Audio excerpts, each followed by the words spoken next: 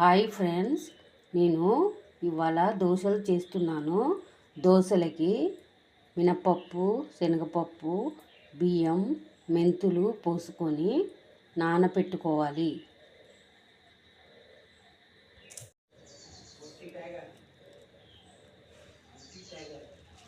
నానిన మినపప్పుని మిక్సీ జార్లో వేసుకోవాలి.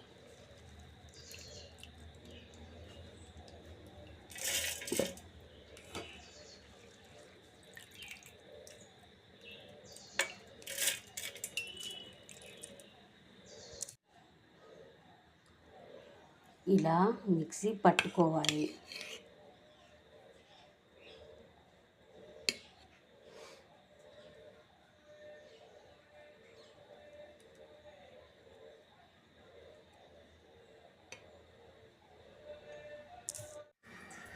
ఇలా దోసపిండి కలుపుకొని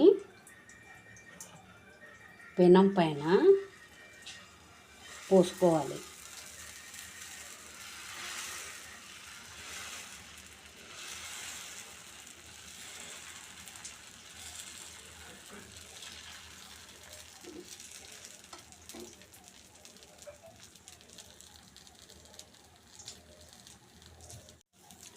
ఇలా చుట్టూతా నూనె పోసుకున్న తర్వాత దీనిని సరాతంతో ఇలా కదుపుకుంటూ తీయాలి.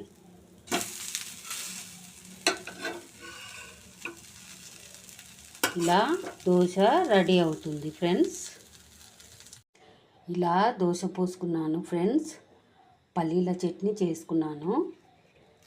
మీరు కూడా టేస్ట్ చేసి ఎలా ఉందో చెప్పండి ఫ్రెండ్స్.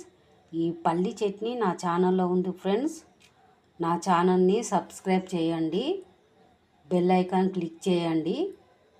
Love you all.